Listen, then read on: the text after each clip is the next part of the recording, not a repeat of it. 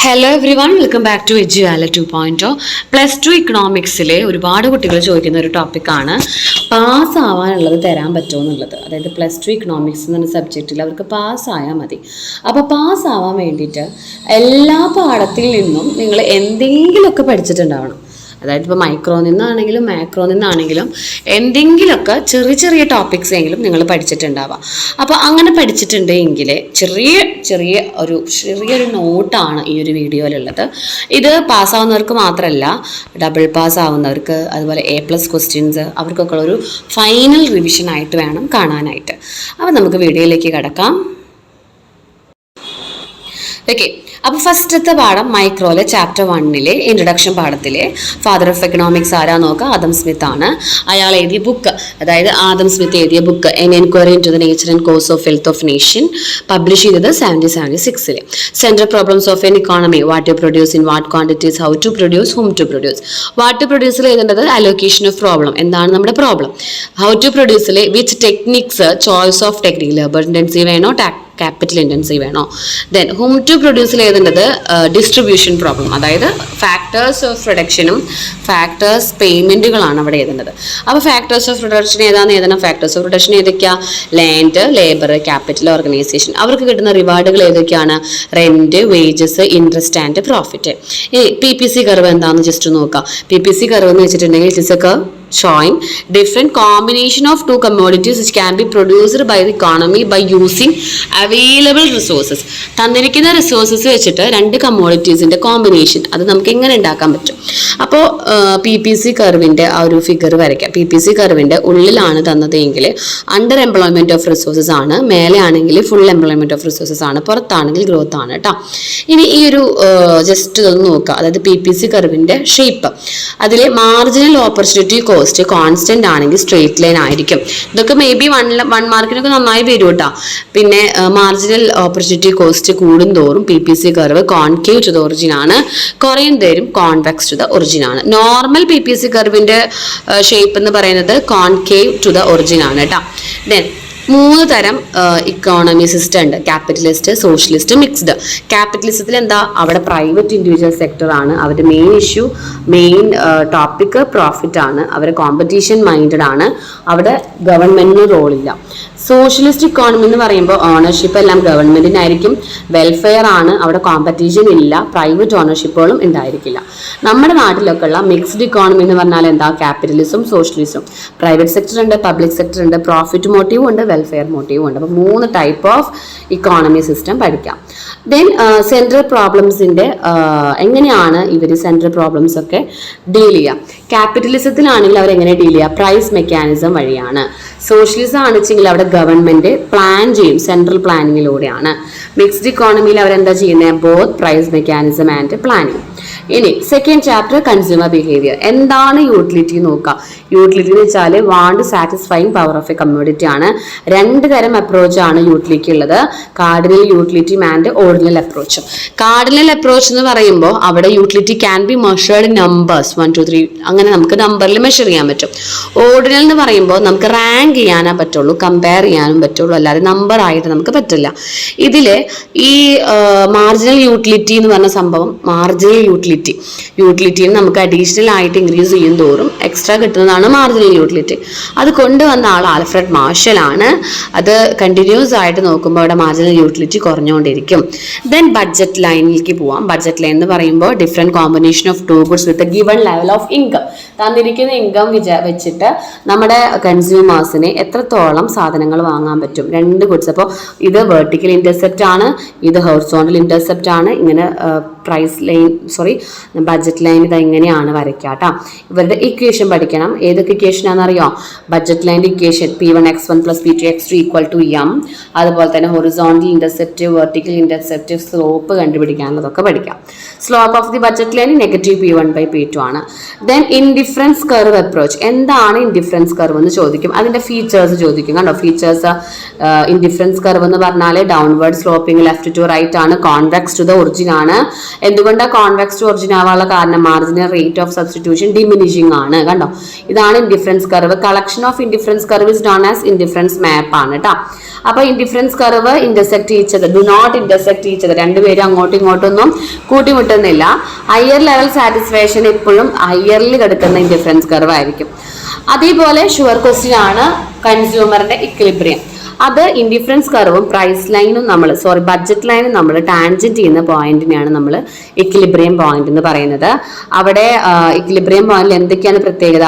അവിടെ ടാൻജന്റ് ആവുന്ന പോയിന്റ് ആണ് സ്ലോപ്പും, അതായത് ഇൻഡിഫറൻസ് കർവിന്റെ സ്ലോപ്പും ബഡ്ജറ്റ് ലൈനിന്റെ സ്ലോപ്പും ഈക്വൽ ആയിരിക്കും. മാർജിനൽ റേറ്റ് ഓഫ് സബ്സ്റ്റിറ്റ്യൂഷനും നെഗറ്റീവ് സ്ലോപ്പും ഈക്വൽ ആയിരിക്കും. ഓക്കെ, അപ്പൊ ഒന്നും പറ്റാത്ത കുട്ടികൾ ഈ ഒരു ഫിഗർ വരച്ച് ഇതെങ്കിലും അവിടെ എഴുതി വെക്കുക ഇക്വിലിബ്രിയം എന്താണെന്നുള്ളത്. പിന്നെ ഡിമാൻഡിലേക്ക് കിടക്കുക. ഡിമാൻഡ് എന്ന് പറയുന്നത് എന്താണ്? നമുക്ക് ഒരു സാധനം വാങ്ങാനുള്ള നമ്മുടെ വില്ലിങ്നെസ് ടു പേ ആണ് അല്ലെ. നമ്മുടെ ഡിമാൻഡ് എന്ന് പറയുന്നത് അതിന്റെ ഡിറ്റർമിനൻസ്.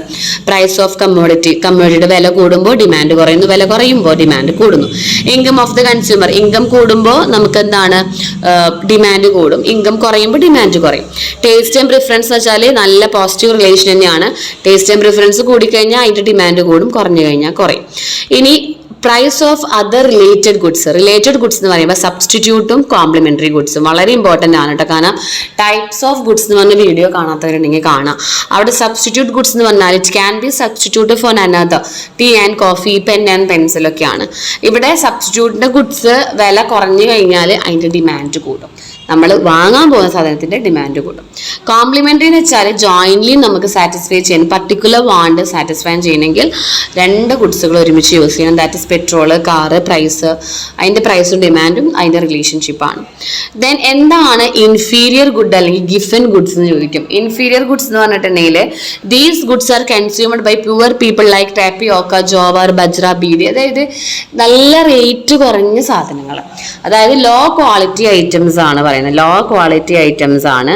കൺസ്യൂമേഴ്സിന്റെ ഇൻകം കുറഞ്ഞു കഴിഞ്ഞാൽ അവർ ലോ ക്വാളിറ്റി ആയ inferior goods, daily normal goods ഒക്കെ തന്നെയാണ്, പക്ഷെ അത് വില കുറഞ്ഞ ഗുഡ്സുകളായിരിക്കും.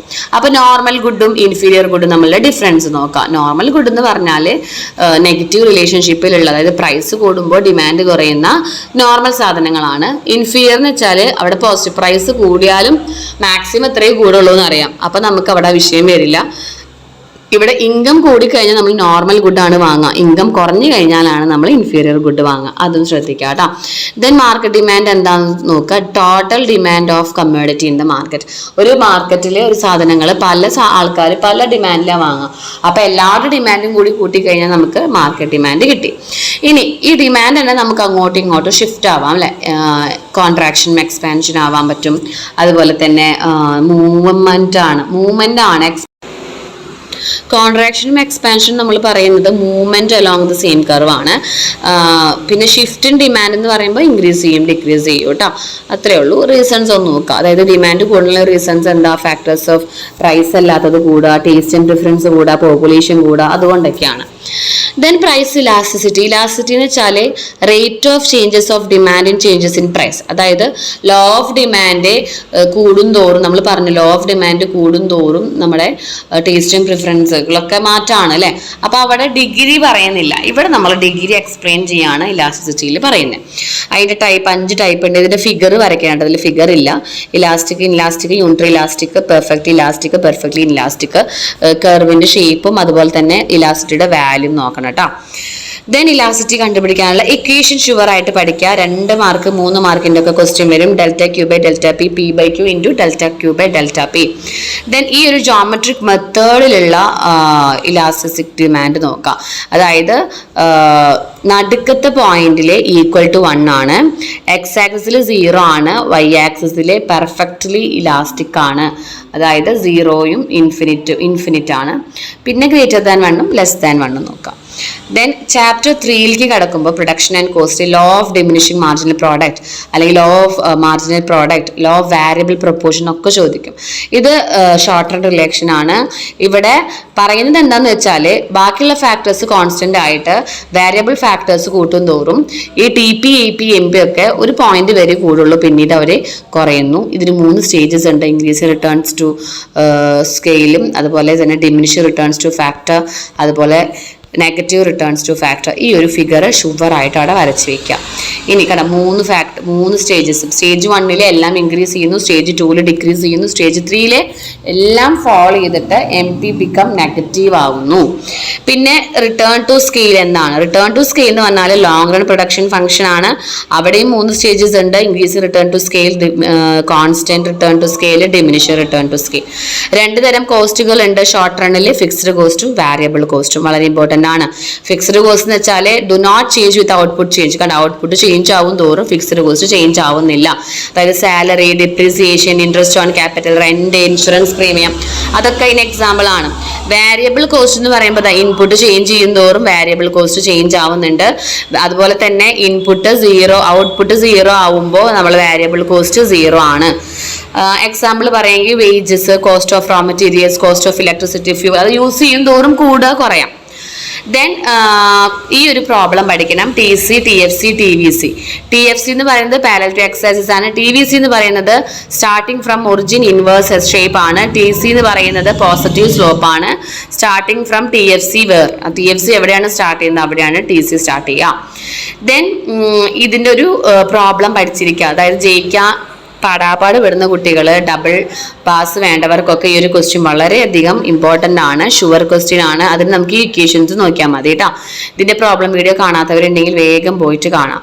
ദെൻ പ്രോഫിറ്റ് മാക്സിമൈസേഷൻ്റെ പാഠത്തിലേക്ക് കടക്കുമ്പോൾ അവിടെ പെർഫെക്റ്റ് കോമ്പറ്റീഷൻ്റെ features of perfect competition: large number of buyers and sellers, homogeneous product, freedom of entry and exit, freedom of mobility, perfect knowledge, no transportation cost, no selling cost കേട്ടോ. 3 കണ്ടീഷനാണ് perfect കോമ്പറ്റീഷനിൽ profit maximization. MC = MR, MC should cut MR from below. പിന്നെ P less than or equal, greater than or equal to minimum point of AVC. പിന്നെ ഒരു point MC should be increasing. അപ്പോൾ ഒന്നാമത്തെ curve ഇത്, ഈ ഒരു curve വെച്ചിട്ട് വേണം വരയ്ക്കാനായിട്ട്. ദെൻ നമ്മൾ സപ്ലൈ കർവിൻ്റെ factors: technology, input price, unit tax. 3 കേട്ടോ ഫാക്ടേഴ്സ് ഓഫ് സപ്ലൈ കർവ്. ഏതൊക്കെയാണ്? Technology, input price, unit tax. Then market supply എന്ന് പറഞ്ഞാൽ മാർക്കറ്റിലുള്ള എല്ലാ സപ്ലൈകളും കൂട്ടി കിട്ടുന്നത്. എക്സ്റ്റൻഷനും കോൺട്രാക്ഷനും ഒക്കെ ഇവിടെയുണ്ട്. ഇലാസ്റ്റിസിറ്റി ഓഫ് സപ്ലൈയും ഇവിടെയുണ്ട്. സെയിം തന്നെയാണ്. ഈ ഒരു ബോക്സ് നോക്കിയാൽ മതി. ഇലാസ്റ്റിക് എന്ന് വെച്ചാൽ സ്മോൾ ആണ്, പ്രൈസ് കുറയുന്നു. പിന്നെ ഇലാസ്റ്റിക്, യൂണിറ്ററി, അതൊക്കെ നോക്കാം. Then price elasticity of supply, ഡിമാൻഡിൽ പറഞ്ഞ സെയിം സംഭവം. ദെൻ മാർക്കറ്റ് ഇക്വിലിബ്രിയത്തിലേക്ക് വരുമ്പോൾ നമ്മൾ ഈ ഒരു ഫിഗർ വരച്ചാൽ തന്നെ മതി. അതായത് ഇക്വിലിബ്രിയം പോയിന്റ്, സപ്ലൈയും ഡിമാൻഡും മേക്കിലാവുന്ന പോയിന്റ് ആണ് ഇക്വിലിബ്രിയം. എക്സസ് സപ്ലൈ എന്ന് പറയുമ്പോൾ നമുക്ക് സപ്ലൈ കൂടുതൽ, എക്സസ് ഡിമാൻഡ് എന്ന് പറയുമ്പോൾ ഡിമാൻഡ് കൂടുതൽ കേട്ടോ. ദെൻ പ്രൈസ് സീലിങ്ങും പ്രൈസ് ഫ്ലോറും പഠിക്കാം. പ്രൈസ് സീലിംഗ് എന്ന് പറയുമ്പോൾ ഗവൺമെന്റ് ലോവർ പ്രൈസ് ഫിക്സ് ചെയ്യുന്നതാണ് മാർക്കറ്റ് പ്രൈസിനേക്കാൾ. അവിടെ റേഷനിങ് ആണ്, ബ്ലാക്ക് മാർക്കറ്റ് റേഷനിങ് ഒക്കെയാണ് ആ സിറ്റുവേഷന്. ഇവിടെ മാർക്കറ്റ് പ്രൈസ് കൂടിക്കഴിഞ്ഞാലാണ് ഇങ്ങനെ ഉണ്ടാവുക. കണ്ടോ ഈ ഒരു ഫിഗർ വരയ്ക്കുക. അതായത് മാർക്കറ്റിന്റെ വില കൂടിക്കഴിഞ്ഞാൽ ആൾക്കാർക്ക് വാങ്ങാൻ ബുദ്ധിമുട്ടായ വില കുറയ്ക്കുന്നു, അപ്പോൾ എക്സസ് ഡിമാൻഡ് സംഭവിക്കും. നേരെ ഓപ്പോസിറ്റ് പ്രൈസ് ഫ്ലോർ എന്ന് പറഞ്ഞാൽ വില കുറഞ്ഞു കഴിഞ്ഞാൽ ആർക്ക് നഷ്ടമാണ്? വില കുറഞ്ഞു കഴിഞ്ഞാൽ പ്രൊഡ്യൂസേഴ്സിന് നഷ്ടമാണ്. അപ്പോൾ ഗവൺമെന്റ് വന്നിട്ട് വില കൂട്ടി കൊടുക്കും, അപ്പോൾ എക്സസ് സപ്ലൈ ഉണ്ടാവും. ഇത് തമ്മിലുള്ള ഡിഫറൻസ് ഷുവർ ആയിട്ട് നോക്കുക. ദെൻ നെക്സ്റ്റ് മാക്രോ സെക്ഷനിലേക്ക് കിടക്കുമ്പോൾ മാക്രോയില് എമർജൻസ് ഓഫ് മാക്രോ ഇക്കണോമിക്സ് 2 പാർട്ടുണ്ട്, മൈക്രോ മാക്രോ. അതിൽ എമർജൻസ് പഠിക്കാട്ടോ. ഫസ്റ്റത്തത് ആ JM കീനസിന്റെ ബുക്ക് ജനറൽ തിയറി ഓഫ് എംപ്ലോയ്മെന്റിന്റെ ബുക്കിലാണ് എന്ത് വെച്ചത്, നമ്മുടെ മാക്രോ ഇക്കണോമിക്സ് വഴിത്തിരിവായത്. അതിന് മുന്നേ ക്ലാസിക്കൽ ഇക്കണോമിസ്റ്റ് ആയിരുന്നു, ഫുൾ എംപ്ലോയ്മെന്റ് തിയറിയാണ് അവർ വിശ്വസിച്ചിരുന്നത്. ക്ലാസിക്കൽ ഐഡിയ ഒക്കെ ഗ്രേറ്റ് ഡിപ്രഷന് ശേഷം അമേരിക്കയിലെ ഗ്രേറ്റ് ഡിപ്രഷൻ വന്നു. അതിൻ്റെ എഫക്റ്റുകൾ എന്തൊക്കെയാണെന്ന് ചോദിക്കാം. ഡിമാൻഡ്, പ്രൊഡക്ഷൻ ഒക്കെ ഫോൾ ആവാം, അൺഎംപ്ലോയ്മെന്റ് കൂടി, ക്രൈസിസ് വന്നു ബാങ്ക് സെക്ടറിൽ, US ഇക്കോണമി എല്ലാം നല്ല രീതിയിൽ കോൺട്രാക്റ്റഡ് ആയി. പിന്നെ ക്ലാസിക്കൽ ഐഡിയാസിന് ഇതിൻ്റെ സൊല്യൂഷനും പ്രോബ്ലത്തിൻ്റെ ഡിപ്രഷനും പറയാനായിട്ട് പറ്റിയില്ല. കെയ്നസ് ആണ് ക്ലാസിക്കൽ ഐഡിയാസിൻ്റെ റീസൺസും ഇതിനുള്ള ഡിപ്രഷനുള്ള സൊല്യൂഷൻസ് എല്ലാം പറഞ്ഞു കൊടുത്തത്. അതുകൊണ്ട് തന്നെ മാക്രോ ഇക്കണോമിക്സിന്റെ ഫാദർ ആരാണ്? കെയ്നസ് ആണ്. എക്കണോമിക്സിന്റെ ഫാദർ ആദം സ്മിത്ത് ആണ് കേട്ടോ. പിന്നെ 4 sectors of economy: household, firm, government, foreign sector. 2ാം പാഠത്തിൽ നാഷണൽ ഇൻകം എന്താണെന്ന് നോക്കാം. It sum value of all money, value of final goods and services produced in an economy during an year. ഇവിടെ intermediate goods, final goods. Intermediate goods എന്ന് വെച്ചാൽ further production വേണ്ടി നമ്മൾ ഉണ്ടാക്കുന്ന ഗുഡ്സ് ആണ്. അതൊന്നും കൂടി നമ്മൾ എന്ത് ചെയ്യണം, പ്രൊഡക്ഷനിൽ നോക്കണം. മെറ്റീരിയൽസ്, ഇലക്ട്രിസിറ്റി ഒക്കെ അതിൽ പെടും. ഫൈനൽ ഗുഡ്സ് എന്ന് പറഞ്ഞാൽ ഫൈനൽ കൺസംഷൻ, ഹൗസ്, ഷർട്ട് ഒക്കെ അതിൽ വിടും.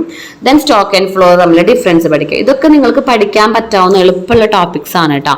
ഫ്ലോ എന്ന് പറയുമ്പോൾ measure at A point of time ആണ്. ഫ്ലോ എന്ന് പറയുമ്പോൾ മെഷർ ചെയ്യാൻ പറ്റില്ല പോയിന്റ് ഓഫ് ടൈമിൽ. സ്റ്റോക്ക് എന്ന് പറഞ്ഞാൽ നമുക്ക് പോയിന്റ് ഓഫ് ടൈമിൽ നമുക്ക് മെഷർ ചെയ്യാനായിട്ട് പറ്റും. അതിന്റെ എക്സാമ്പിൾസ് നോക്കാം.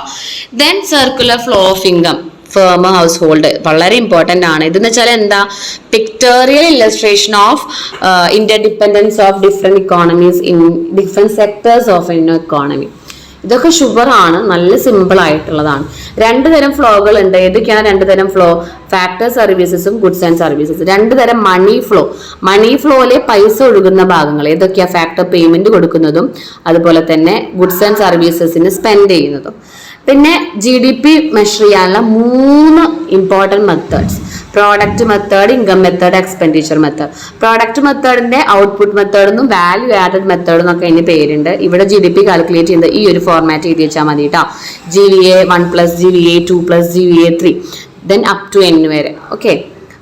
ഇൻകം മെത്തേഡ് എന്ന് പറഞ്ഞാൽ ഇൻകം സൈഡ് ആണ്. ഇവിടെ മെഷർ ചെയ്യുന്നത് എല്ലാ ഫാക്ടർ പേയ്മെന്റുകൾ, റെന്റ്, വേജസ്, ഇൻട്രസ്റ്റ്, പ്രോഫിറ്റ് എല്ലാം കൂട്ടാണ്. ഇവിടെ ഹൗസ് ഹോൾഡിന്റെ GDPയും അതുപോലെ തന്നെ എല്ലാവരുടെ ഹൗസ് ഹോൾഡ്, അതുപോലെ ഫേം, ഇവരുടെ ഒക്കെ എല്ലാം കൂടെ കൂട്ടുക. അതായത് R+W+N+P. ഓക്കെ. ഇനി എക്സ്പെൻഡിച്ചർ മെത്തേഡ് എന്ന് പറയുമ്പോൾ അവിടെ നമുക്ക് എക്സ്പെൻസ് സൈഡ് ആണ്.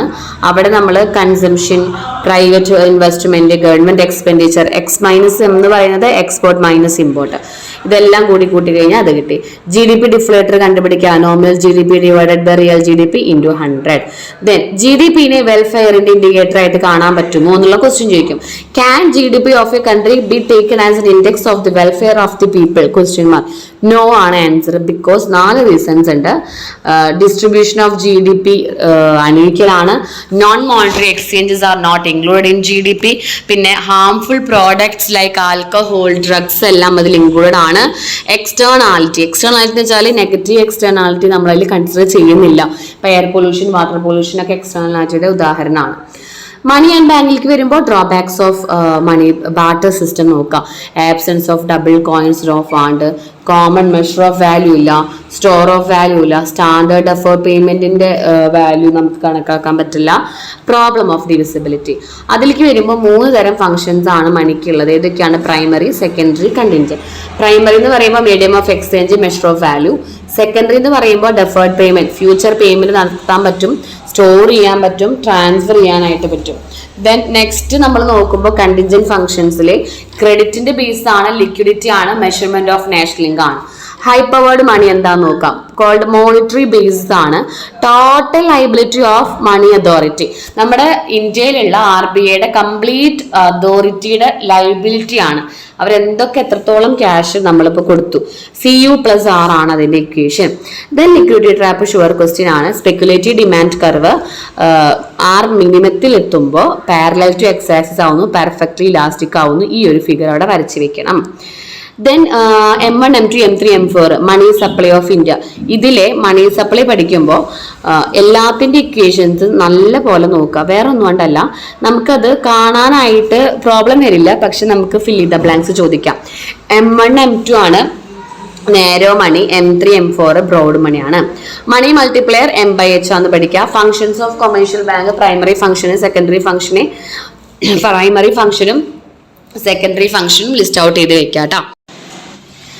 മേ ബി ഇത് 8 മാർക്കിലേക്ക് പോവാം നമ്മുടെ ഈ ഒരു functions of commercial bank. Then central ബാങ്കിന്റെ functions: issuing currency, banker to the government, bankers bank, controller of credit and money supply, custodian of foreign exchange, lender of last resort, national clearing house ആണ്, publication of reports ആണ്. Monetary policy, central ബാങ്കിന്റെ monetary policies ഏതൊക്കെയാണ്? 2 തരം ഉണ്ട് കേട്ടോ. Qualitative ഉണ്ട്, quantitative ഉണ്ട്. ഇവിടെ നമുക്ക് 4 തന്നിട്ടുള്ളൂ, 4 പഠിക്കാം. ബാങ്ക് റേറ്റ് എന്ന് പറഞ്ഞാൽ which central bank lend money to commercial bank. CRR എന്ന് വെച്ചിട്ടുണ്ടെങ്കിൽ certain percentage of the deposit as a reserve ആയിട്ട് നമ്മൾ സെൻട്രൽ ബാങ്കിൽ വെക്കേണ്ടതാണ്. അതിന് CRR എന്ന് പറയും.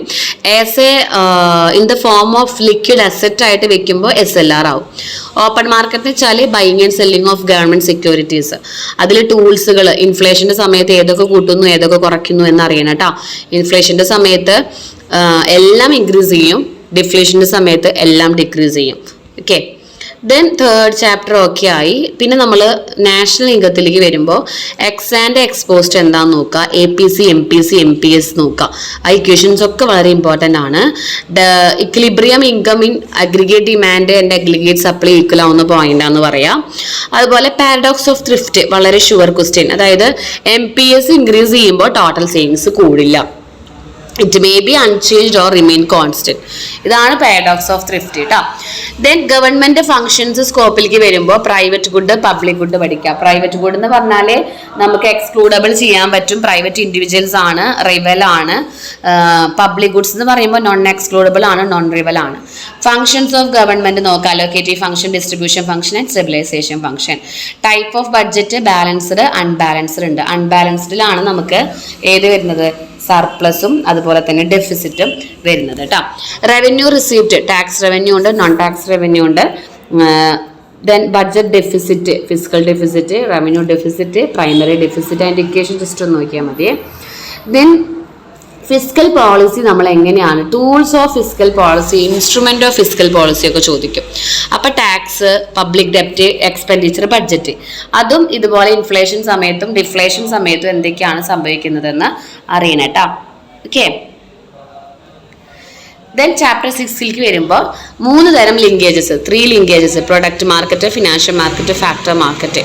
പ്രൊഡക്റ്റ് മാർക്കറ്റ് എന്ന് വെച്ചാൽ പ്രൊഡക്റ്റുകളാണ് ഫ്രീ മൂവ്മെന്റ് ചെയ്യുന്നത്. ഫിനാൻഷ്യൽ മാർക്കറ്റിൽ മണിയാണ്, ഫാക്ടർ മാർക്കറ്റിൽ ഫാക്ടേഴ്സ് ആണ്.